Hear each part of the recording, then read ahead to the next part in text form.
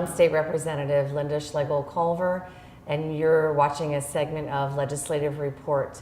Today, we're at the Penn Valley Airport, just below Selinsgrove, and with me is Jim Taylor, General Manager of Heritage Aviation. Hello, Jim. How are you today? Hello. Doing very well, thank you. I think one of the first questions I'm going to ask you before we start into the history of the airport is, I said we were at the Penn Valley Airport, except I also said that you're the general manager of Heritage Aviation. Can you explain the relationship and maybe the differences between those two organizations? The airport is owned by the community. Heritage Aviation has been tasked to manage and run the airport. Heritage Aviation is a full-service, fixed-base operator. By that I mean we fuel airplanes, move airplanes, detail them, maintain them, teach people how to fly, rent aircraft. We do all that, plus we're tasked with all the day-to-day operation of the airport, maintenance of the airfield, plowing, mowing, maintenance of the lighting systems. I also wear a second hat where I am airport manager. And as airport manager, I make sure the monies and grants flow to the airport. Am the liaison between the airport authority members and the airport being the FAA and BOA. I grew up in this area. I'm a long-time resident, yet I can tell you I don't know the full history of how the airport came to be where it is today, and how it's grown over the years. Can you sort of shed some light on that for me? Sure. The airport was actually over in the ILQ till 1946. 46 moved to its present location, a much shorter runway and a crosswind runway. And it's been growing ever since as the local business needs increase and as people want to learn how to fly. The airport just got a little bit bigger and bigger each time. So, Jim, we've talked about the airport growing, and how many people do you employ now here at the airport? We employ 13 people here now. Far cry from where it was 5 years ago. It was just basically me. Heritage Aviation, with the fixed base operation, we have a full service line crew, full service maintenance facility, full-time flight instructors. It takes a lot of people to make all that work. And does the airport have set hours, or can planes come and go as they please? Oh, they can come and go as they please. We're not a controlled airfield. You're not calling up a control tower and asking permission to land or take off. There's a common radio frequency that you let everybody know what your intentions are. You come in and do your thing. And would you say on an average day, how many planes land here and take off here? Average daily operations, and an operation that is what the FAA determines is one takeoff or one landing. We're averaging 49, 50 operations a day. Now, I'm going to say wow, because I did not realize that myself, but I think people would be interested to know, well, why are that many planes coming in and out of here per day? Is it business? Is it pleasure? Can you explain? Both. The services that we provide are actually enticing more and more business travelers into the airport.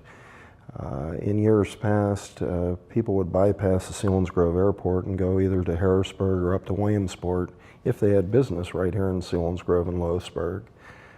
But now they know there is a full-service operator here that is taking care of their needs and providing the services that they need. They're coming here. That and our flight school has grown exponentially since we started it just 4 years ago. Right now we're somewhere in the 50s of full-time students. Full-time, by that I mean they fly at least an hour and a half every week to 10 days. We have another handful of students that maybe fly once a month. I'm very, very proud of the flight school that it has been created here. And when we have these flights coming in, are they all from people outside of this area? Or do we have local people flying in and out of here daily? Oh yeah, local businesses, local pleasure people. We all in this valley, or hopefully shop at Wise's, use Geisinger Medical Center, Evangelical Hospital, the Pennsylvania State Police, Ritz-Craft Homes, Forest Homes, all the car dealers. They all fly in and out of the airport and use the airport as a business tool. So it attributes to, our economy here. Absolutely. It's a direct impact to the local economy. The report that came out, I believe about 18 months ago, said that the Penn Valley Airport creates $4.1 million of direct economic impact to the valley. That's excellent. That's incredible. We're fortunate to have you here. Thank you. Now, I did hear a couple years ago the airport was growing that fast that there were some needs for areas for more planes to be stored, some more hangars. Can you talk about that a little bit? 5 years ago when we came here, the hangars were half full. And the half that were here weren't all airplanes. There was cars and boats and motorcycles and campers and furniture. And now we're at the point where I'm actually oversold on hangars and have a waiting list. I've had a waiting list for people that want to relocate here to the valley for running about 3 years now. There is definitely a need to build a new hangar. I am in process right now of pricing out a new hangar that we're going to build on the north end of the airfield. And how many planes will that hold? The space that I have to work with up there, I could fit an additional, it depends on what size airplanes, but single engine airplanes, I could fit 8 more airplanes in there, but big jets, 4. And you'd still have a waiting list even if you built a new hangar? Oh yeah, as soon as I relieve that waiting list, people know the list is relieved, I will get more requests to relocate here. Now, post 9/11, I know you've only been here 5 years managing the airport, but have you noticed a lot of increased security or different things how you handle incoming and outgoing flights? Not really. I've been in aviation now, well, sitting on my dad's lap at age 4 flying an airplane. So I've lived pre 9/11 and post 9/11. As far as the Penn Valley Airport goes, no, there is no difference in security. We don't even have a fence around the airport. No TSA here. You can come and go as you please. The only thing I have noticed is with flight schools, when you get foreign students, there's a lot more paperwork involved now for obvious reasons. A couple other questions I had is, if you look out, you see the farm fields surrounding the airport and some homes even further out. Can you talk about your community relations with your neighbors? Hopefully it's excellent community relations. From day one, I've been inviting the public to the airport. We had a magistrate here for the first 2 years, and I saw more kids going to the magistrate's office because they did something wrong than coming down to the airport and looking out and dreaming. I still remember when I was a kid, riding my bicycle down Route 87 in Montoursville and looking outside the fence at the airport because it fascinated me. And I wanted to get as many kids involved down here at the airport, maybe as a career choice, maybe as something they want to learn for recreation, but instead of going to the magistrate, come on down here and live the dream. And I've noticed, I've been here for several events. The Red Cross has held events here. We've had air shows here. The Chamber of Commerce has been here. Can you talk about some of those events and why it is so important for you to have them here? Absolutely. Again, it's for community,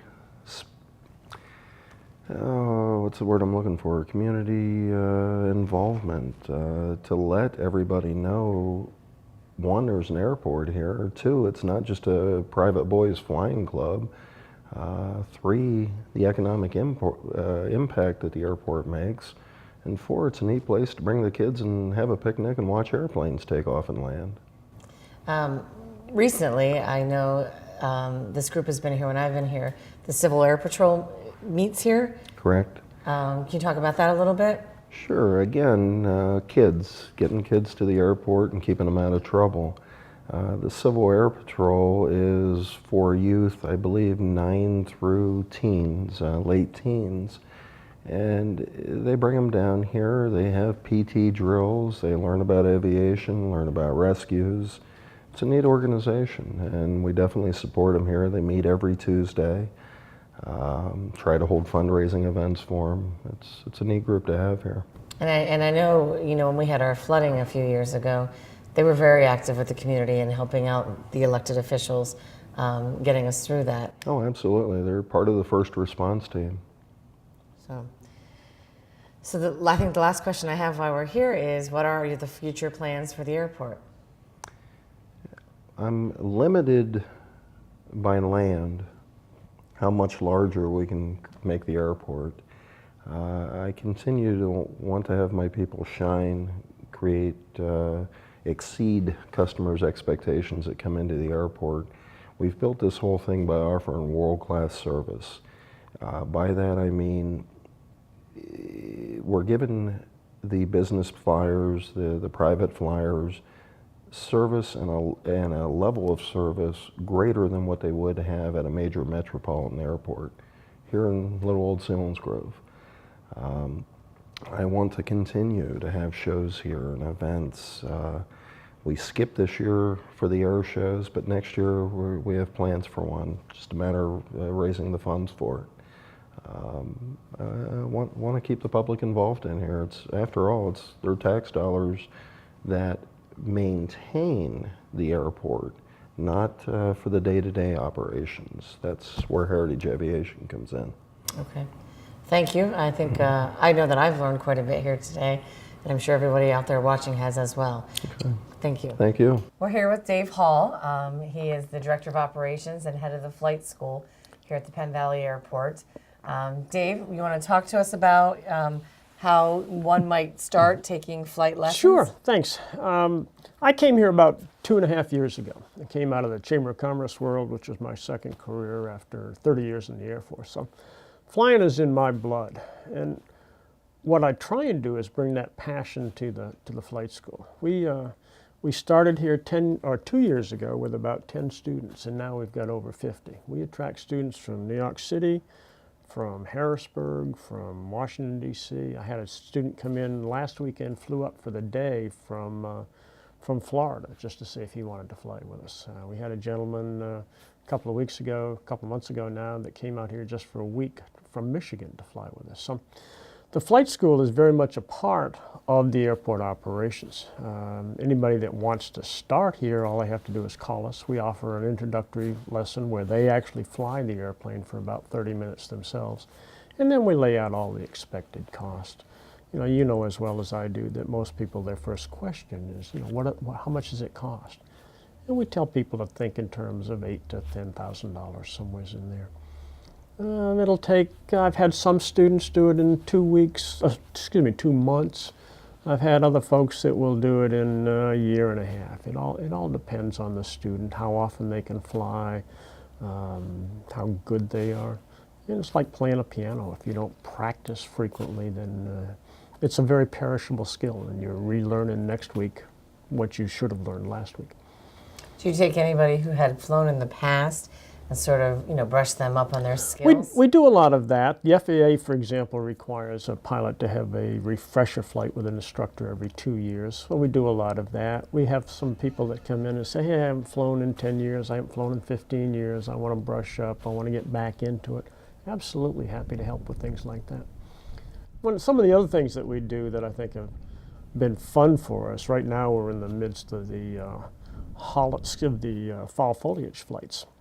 And central Pennsylvania with all the hardwoods, it's absolutely gorgeous out there. So we've done a lot of that. You want to fly over your house, we'll fly over your house. And did one this morning. Lady grew up down in Liverpool. We went out, found the old family farm and looked at the leaves and brought her on back. At the holiday time, we'll do holiday light night flights. Go up at night and see all the Christmas light, or holiday lights, excuse me. We've done a Valentine's Day special, partnered with a number of the businesses in the area. We've had 4 marriage proposal flights, and I've often thought that would be a fun ride home if she said no. She would be. Yeah.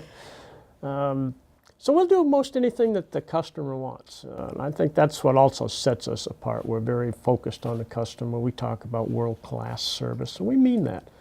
It's very, very important to us, and it's just one of the things that sets Heritage Aviation apart. You're the star of the show, not me. I don't do this to put food on the table. I do it because I love it. I've been flying for 45 years, and it's still a thrill to go up. But now the thrill becomes teaching you or somebody like you how to fly and helping them get to where they want to go. So if somebody would want to do one of these special packages, do they just call the airport? Absolutely. Would they go online? Absolutely. We're just a phone call away. Or if they want to go online, there's one of those contact, how do you get a hold of us pages, and they can fill that out. And we pride ourselves on getting right back to them, that day or the next day.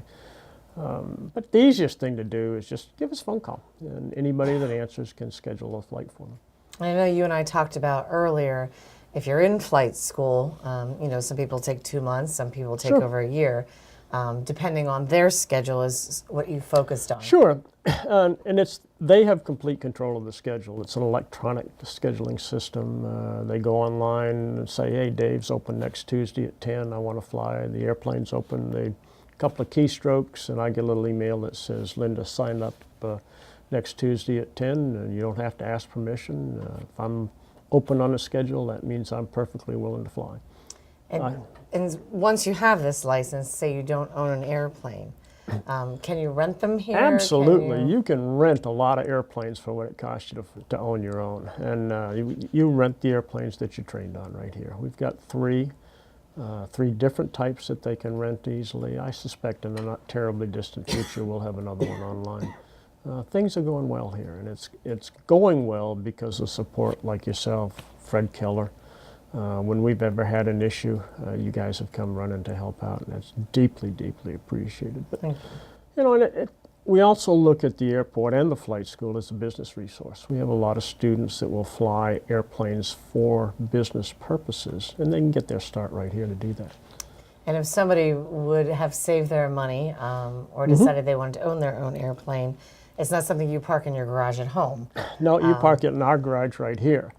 And one of the things that I think we're known for, Jim Taylor, our general manager, truly understands the cost of ownership, truly understands the value of airplanes, and he's more than happy to help you find the right airplane for you. I had a student, high school student, took his private pilot lessons for his fall science credit, he's homeschooled, bought an airplane, took his instrument license flying for his spring science credit. High school kid, but Jim helped him find the airplane. You bet. That's a great story. It is, and he's doing well. I'm really proud of him. He took his private ticket with 40.1 hours, and the FAA says you have to have 40. He was disappointed in himself because he went 1/10 or 6 minutes over the minimum. Dave, since we're sitting here in the equipment room or the training room, can you sort of walk through what it would be like for someone to learn how to fly? Sure. We've got 3 different airplanes that they can use. We've got a Cessna 172, and the airplane itself has been around for a long time, not our specific one. It's brand new. In fact, you've got better instrumentation in our airplane than you've got in most airliners. It's got an all-glass cockpit, state-of-the-art, digital displays. We've got an older a 2002 Archer, which is a low-wing Piper product, also very, very reliable, great weekend cross-country airplane. And then we've got a light sport airplane designed for the person that might have trouble passing a medical. All you need is a driver's license to fly that particular airplane and some minimum amount of training. We've got a nice simulator in the flight room, which if you're taking instruments, you can take 10 of your required hours on the simulator, a lot less cost than if you actually fly the airplane. It's also great if you're a primary student getting your private license for switchology and that type of thing. One of the other things that we've done for the convenience of our students are we've installed a FAA computer testing room. And not only can the student take their FAA written exams on those computers, if you're a cosmopolitan student or you're getting your real estate license, a lot of different businesses and occupations require a written test. we can give those tests. I've given tests for the Texas Veterinary Board the other day, right here in Selinsgrove. I don't know why they wanted a Texas one, but that's what they did, and we're open 7 days a week to let them do that. Penn College students come down here and take all of their maintenance exams on our computers. And, you know, we will stay open at 10 o'clock at night if that's what it takes for somebody. That's when they can take their test. We'll open it up. You know, we're here for the students.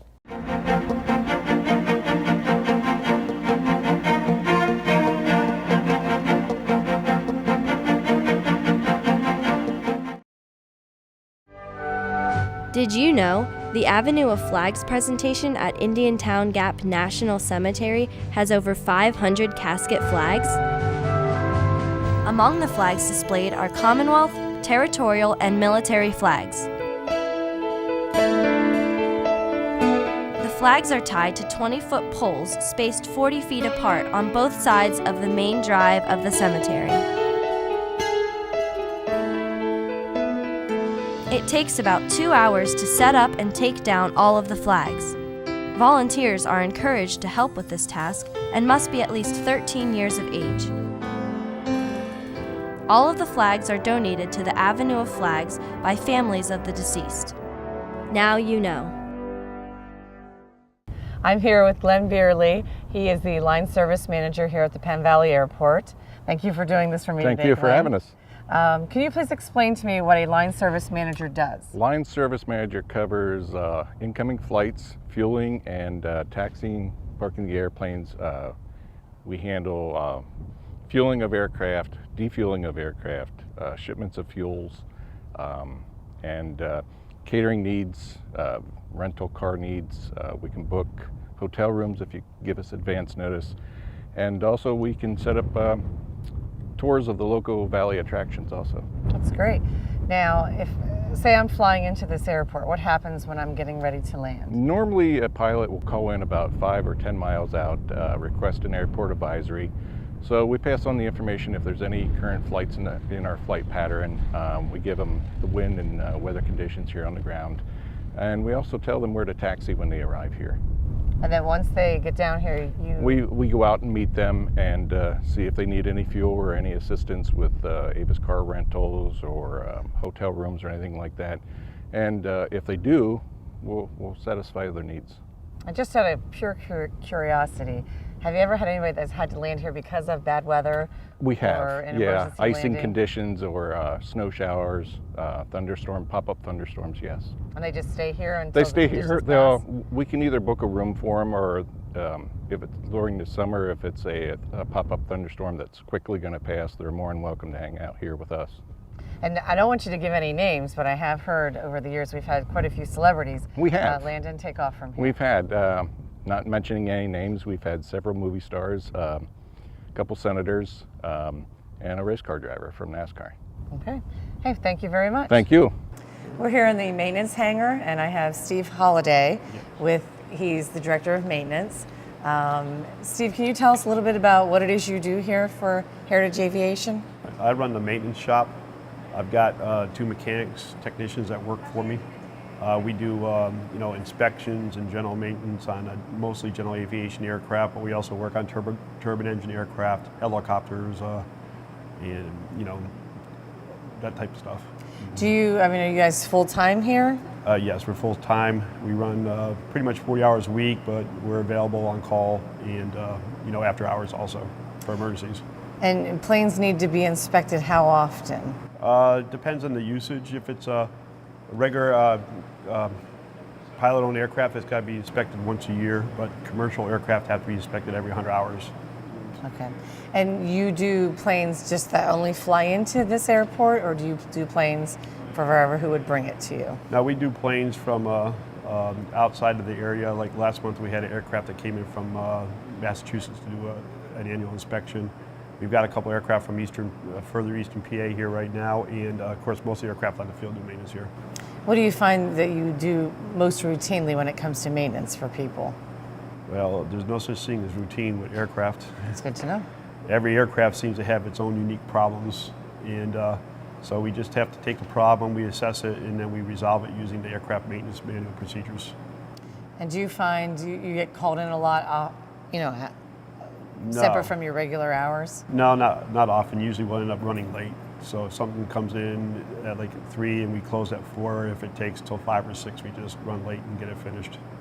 And do you find people sometimes will land because they feel they have a problem when they're in flight for you to fix it before they go on? That's rare, but we have one aircraft right here, right now that had that kind of issue. So it happens, but it's rare. Steve, just out of curiosity, how do you become someone who does the maintenance on an airplane?